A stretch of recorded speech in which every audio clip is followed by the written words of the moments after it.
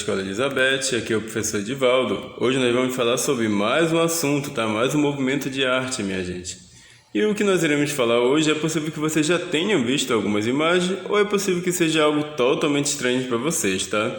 Não é estranho esse nome aí, as pessoas realmente acham um pouco confuso estudar esse daqui, mas eu vou explicar direitinho para vocês, tá bom? Então o tema de hoje é a Irmandade dos Pré-Rafaelitas ou a arte pré-rafaelita. Eu sei que o nome é meio estranho, mas eu tenho certeza que vocês vão gostar da temática e das obras apresentadas aqui, tá bom? Então vamos daí para mais essa aula para a gente aprender um pouquinho mais sobre arte. Muito bem, gente, observem essas obras aqui. Vocês estão vendo aí obras, uma delas representa Jesus Cristo, né, ressuscitado, e as duas Marias citadas na Bíblia aí aos pés dele. A outra obra apresenta uma princesa aí beijando um príncipe, né? É a obra de Alain Chartier, aliás, a obra Alain Chartier de Edmund Berlefton e a obra Cristo e as Duas Marias de William Rowan Hunt. Tá? Observem bem essas obras aí. Percebam que a temática delas, né, faz referência à Idade Média, tá? Não que Cristo tenha vivido na Idade Média, tá bom, gente? Cristo é bem mais antigo, né? Aliás, o começo da contagem do tempo começa com o nascimento dele. Mas a religião era algo muito forte ainda na Idade Média, né? A religião cristã. Então, essa temática religiosa é uma temática que remete à Idade Medieval, assim como a princesa e o príncipe, né? Aqui, gente, nós temos mais uma obra com essa mesma temática, tá? É a obra de John Collier, A Bela Adormecida. Você deve estar pensando assim que tem alguma relação com a era medieval que a gente vai falar aqui, né? A gente já falou, por exemplo, de Cristo, de um príncipe e uma princesa, agora aqui apresentando um conto de fadas, né, que é da Bela Adormecida, e agora mais uma obra com essa mesma referência, que é do John William Waterhouse, que eu tenho certeza que é um dos artistas que vocês mais vão gostar de conhecer hoje. A obra O Círculo Mágico, né, que mostra uma bruxa e uma feiticeira fazendo um caldeirão, uma poção mágica, esse tipo de coisa. Ok? Muito bem, vamos falar sobre a origem então desse tipo de arte aí chamado pré-rafaelita. Em 1848, 7 estudantes da Royal Academy, né, de Londres, eles formaram uma sociedade secreta chamada de Irmandade Pré-Rafaelita. Ainda vigorava, né, nessa academia de arte os ditames do primeiro presidente da academia, que era o Sir George Reynolds. E os estudantes queriam se afastar de suas paletas de cores escuras. Esse professor aí, né, esse presidente da academia, ele queria que eles pintassem no estilo acadêmico, né? Vocês lembram que era muito cheio de regras, tinha que fazer pintura histórica e tudo mais. E esses artistas aqui, esses jovens que vão compor essa irmandade, chamada Irmandade Pré-Rafaelita, eles não vão gostar muito disso não, eles querem mudar, né? Queriam se afastar da sua paleta de cores escuras, ou seja, eles queriam fazer obras mais coloridas, mais luminosas, né? E seus temas, aqueles temas pré-determinados, aquela rigidez das convenções da arte acadêmica, esses artistas queriam sair disso, eles queriam fazer uma arte com uma temática diferente, com cores diferentes, pintando de um modo diferente, tá bom? Quem é que vai fundar essa irmandade aí? São esses artistas aqui, tá? Eu vou mostrar pelo menos uma obra de cada um hoje, tá? John Everett Millar, Dante Gabriel Rossetti, William Rowan Hunt, Thomas Brunner, Frederick George Stephens, James Collinson e William Michael Rossetti. Gente, esses artistas aqui, esses jovens, eles se uniram em torno de um ideal e eles vão se intitular pré-rafaelitas e vocês já vão entender, tá bom, gente? Admiradores da arte italiana antiga, eles tinham nostalgia dos tempos medievais, viu? Por isso que a gente apresentou aqueles temas medievais lá na entrada do nosso slide, tá? Cuja arte acreditavam ser mais livre e experimental do que a arte da sua época, né? Então eles não queriam ficar presos àquelas temáticas da arte acadêmica. Eles achavam que a arte medieval era uma arte mais poética, mais livre, mais bonita, né? Então, gente, os trabalhos do grupo eram marcados com as iniciais PRB, que significava, né, Pre-Raphaelite Brotherhood, ou seja, Irmandade Pré-Rafaelita. Eles começaram a marcar as obras deles com essas iniciais PRB, né? E dos 7 membros da Irmandade, somente 6 eram pintores, tá bom, gente? O William Rossetti, que se não me engano era irmão do Dante Gabriel Rossetti, ele era aspirante a escritor, mas os outros todos eram pintores, tá bom? Aqui, gente, vocês vão ver mais uma vez uma obra com uma temática medieval, é só pra gente ir introduzindo aos poucos o assunto, tá, gente? Mais uma obra do John William Waterhouse, que é Tristão e Isolda com a Poção Mágica. Seria interessante, gente, que vocês buscassem as referências das obras, tá? Que vocês lessem, por exemplo, o livro Tristão e Isolda, que é um livro muito legal, né? Uma história muito bonita, um conto medieval muito lindo, tá? Que seria bom que vocês pesquisassem, mas eu vou contar para vocês as histórias de alguma das obras que são apresentadas aqui, tá certo? Então observem mais uma vez, né? Um cavaleiro, uma princesa e tudo mais. Essas vão ser as temáticas principais aí dos pré-rafaelitas. Os pré-rafaelitas, ou seja, anteriores a Rafael, tá? Eles vão fazer uma arte que admira os pintores da Renascença italiana antes de vir as inovações que o artista Rafael Sanzio fez, tá? Eu vou explicar mais uma vez isso mais para frente para vocês entenderem. Então eles eram rigorosamente fiéis à natureza e costumavam adotar como tema o romance medieval. Embora seja normal atribuir aos impressionistas o crédito de pioneiros da pintura ao ar livre, a gente ainda vai conhecer os impressionistas, já, tá, gente? Que gostavam de pintar paisagens ao ar livre. Eu logo vou falar para vocês sobre eles. Foram, na verdade, os pré-rafaelitas que já pintavam havia décadas ao ar livre, tá? A gente está com alguns erros aí de digitação, tá, gente? No slide, mas eu vou corrigir isso. Observem essa obra linda, gente, maravilhosa aqui, tá? Chamada Ofélia, do John Everett Millar, tá? Essa obra, gente, ela é uma obra assim magnífica, porque ela mistura essa questão da personagem aí, né, que está na água, está no rio, com uma brilhante representação da natureza feita pelo Millar, tá? É uma obra assim muito mítica, né? Muito simbólica. Só de você observar ela você já percebe isso, tá? Apesar de o quadro Ofélia, que ilustra o afogamento da personagem no Hamlet, que é uma peça teatral de William Shakespeare, ter sido pintado no estúdio, o Millar ele passou vários dias à margem de um rio pintando a vegetação e incorporando as flores mencionadas na peça, viu, gente? Então, nós podemos dizer que os primeiros a pintar, de fato, né, o ar livre, foram aqui os nossos amigos pré-rafaelitas, como você pode observar nessa maravilhosa obra do John Everett Millar, né? A representação da natureza ficou muito perfeita e muito bonita aqui, né? Vamos em frente então conhecer mais obras pré-rafaelitas. Os pré-rafaelitas emulavam, ou seja, eles tentavam imitar, eles simulavam, né, a arte da Baixa Idade Média, do século XI até o século XV e do início do Renascimento europeu até a época de Rafael Sanzio. Porque o que foi que o Rafael Sanzio ele fez inovações, gente. Foi o que ele fez. Ele fez inovações na arte, né, que já não agradavam esses carinhas. Eles gostavam da arte antes das inovações de Rafael Sanzio, né, que era uma arte caracterizada pela minúcia de detalhes, uma paleta de cores luminosas que evocava a têmpera usada pelos artistas medievais, né, que era antes de inventarem a tinta a óleo. Então eles gostavam muito dessas cores da têmpera medieval e temas da natureza nobre, religiosa ou de natureza nobre, de natureza religiosa ou de natureza moralizante, né? Então, gente, eles vão ser muito detalhistas, como vocês podem perceber aqui nessa obra chamada O Devaneio, do Dante Gabriel Rossetti. Gente, outra coisa que eu posso falar para vocês é que era muito comum esses carinhas aqui, eles terem as suas musas, né? Que eram aquelas mulheres que eles pintavam com frequência.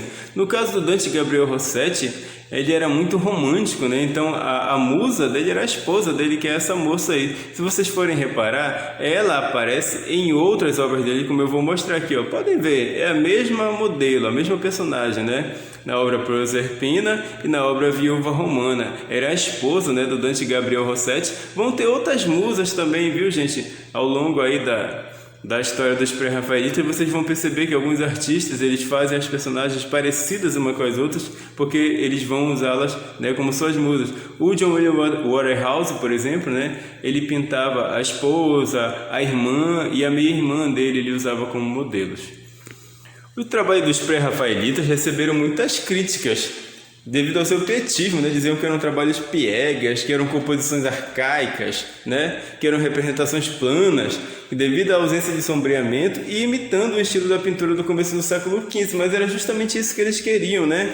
O Rafael Sanzio introduziu o sombreamento na pintura e tal, deu um pouco mais de volume, mas eles não gostavam disso, eles gostavam da arte de antes do Rafael, por isso o nome pré-rafaelita, tá? Então eles vão também ser criticados pelas cores muito fortes que vão ter nas obras deles, obtidas pela pintura em fundo branco, né? Eles vão pintar a tela de branco, como faziam os artistas lá do início do Renascimento.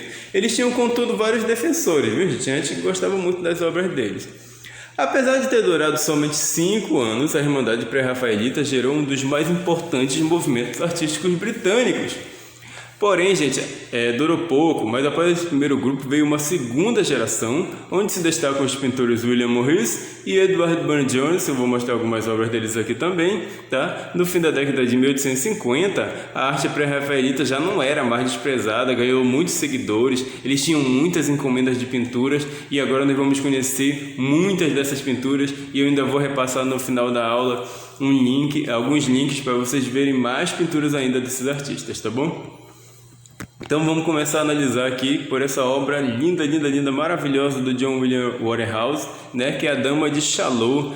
Vocês podem observar que a maioria das obras do Waterhouse, elas têm assim essa questão mítica muito forte, né? Há um apelo para lendas, para mitos, para histórias antigas, assim, que dá esse ar assim muito elegante, né, para as obras dele.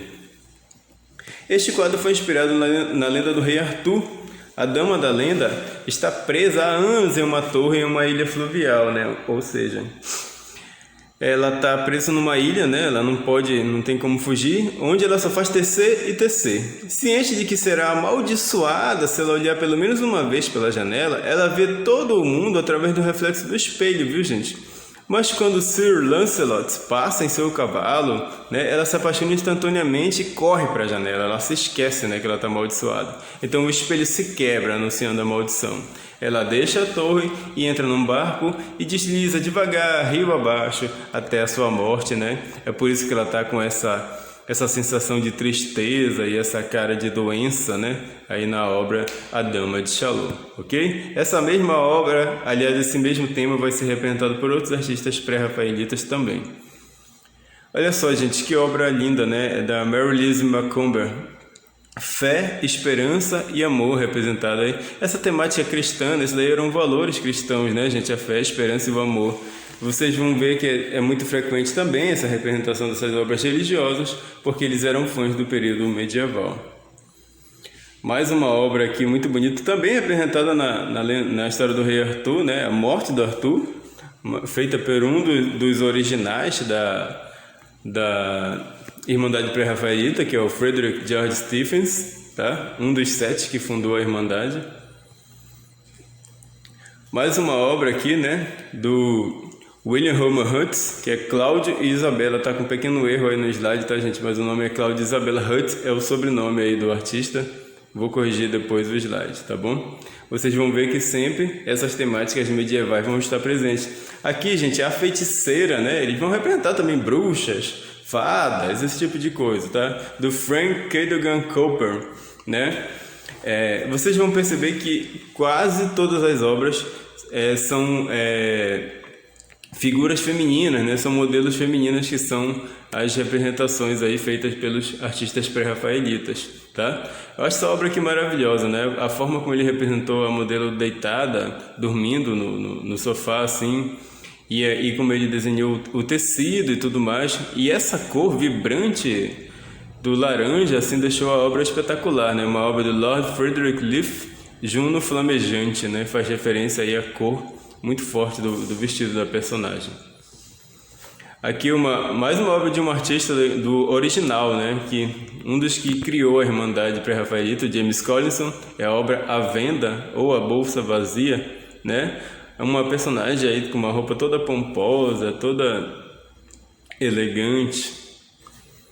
Aqui, gente, é uma obra do Edmund Blair Lifton, A Sagração. Essa temática de reis, princesas, cavaleiros, né? Espadas, coisas medievais, vai estar muito presente aqui na obra dos artistas pré-rafaelitas. Obra bonita, né, gente? Mais uma obra bem linda aqui de um artista pré-rafaelita, esse um já é da segunda geração, que é o Edward Burne-Jones, é o Cupido Procurando Psique. Uma obra de enquadramento muito bonita, eu acho, a forma como ele representou os personagens, né? Um deitado, dormindo, e o anjo vindo por cima, agachado. Parece que ele quis encaixar todo no quadro. Muito lindo. Mais uma obra do John William Waterhouse, Jasão e Medeia. Ele vai gostar muito de representar esses personagens assim mitológicos, né? Como nós já vimos lá a Dama de Chalô, nós vimos também Tristão e Isolda, agora estamos vendo aqui Jasão e Medeia. Como eu falei, seria interessante se vocês procurassem saber quem são esses personagens, quais são essas histórias, procurassem ler um pouquinho, né, para entender melhor esse movimento aqui. Obra linda, né, gente? Um desenho assim todo suave, delicado aí do Henry Ryland, Doroteia e as Rosas. Vamos em frente, vamos conhecer mais obras. Aqui, gente, mais uma obra do John Everett Miller, que também é dos primeiros que fundou a Irmandade Pré-Rafaelita, né? O Retorno da Pomba à Arca. É uma passagem bíblica, né? Quando Moisés solta a pombinha para ver se já estão perto da terra, né? E ela volta com um galinho de oliveira, se eu não me engano, uma árvore, né? Ela volta com um galinho de árvore no bico e eles recepcionam ela na arca e já sabem que estão perto da terra, né? Aí a obra mostra esse momento do retorno da pomba à arca. Olha essa obra aqui toda mística, toda elegante, elaborada, até o nome dela é bonito, né? Ao primeiro toque do inverno, o verão desaparece. Obra de Valentine Cameron Princep. Aí nós temos a representação personificada, né? De duas personagens femininas. Uma representa o verão, a outra representa a primavera, né? Perdão, uma representa o verão, a outra representa o inverno. Aqui, gente, uma obra que chega a ser até bizarra, né? Thomas Cooper Goode pintou a morte e a noiva, né? Ela tá aí já, depois de morta, passeando por esse campo de flores aí. Uma obra bem sombria. Mary Spartel Stillman pintou aqui uma santa católica, né, que é a padroeira dos músicos, a infância de Santa Cecília. Vocês vão perceber sempre que são essas menininhas formosas, essas mulheres com cara de rainha, de princesa, né? Você sempre essa coisa muito formal, muito pomposa, muito delicada que eles vão representar. Às vezes vão incluir algumas lendas, algumas coisas um pouco mais sombrias como a obra anterior que nós vimos, mas geralmente vai seguir esse padrão aqui, tá? Mais uma obra, John Collier, a sacerdotisa de Delphi. Eu gosto muito dessa obra, da forma como ele representou a fumaça saindo do chão, né? A terra se partindo, essa fumaça saindo, dá todo um ar mítico e mágico assim para a obra. Eu gosto muito dessas obras pré-rafaelitas porque elas transportam a gente para esse ambiente, né? Onde elas foram feitas. Uma obra muito bonita, né? Da forma como ele pintou, a modelo aqui, John Collier, Lady Godiva. É um detalhe, na verdade, da obra, a obra é um pouquinho maior. Ele representou também com cores muito fortes, né? A manta que está sobre aí o cavalo. Era uma característica dos pré-rafaelitas esse uso de cores fortes. Mais duas obras aqui, né? A gente está quase finalizando. Uma de Charles Augustin Megan, que é Safo, também uma obra que tem um ar meio sombrio, né? E outra do John William Waterhouse, que é Fair Rosamond, né? Que mostra a princesa olhando aí pela janela. Se não me engano, está acontecendo uma feira do lado de fora e ela não pode sair, né? Resumo: os pré-rafaelitas surgiram em 1858 em oposição à arte acadêmica inglesa e pretendiam seguir artistas clássicos do Renascimento com o objetivo de devolver pureza e honestidade à arte. Eles achavam que tinha se tornado muito frívola, muito hipócrita e muito decorativa. Daí o nome anterior a Rafael, né? Ou seja, pré-rafaelita, antes da arte de Rafael, é a arte que eles vão admirar. Excluíam o convencional, estudavam a natureza e ambicionavam atingir o pico, né? Ou seja, o ápice dos mestres italianos da Renascença antes do Rafael. Por hoje é só, nossa aula fica por aqui.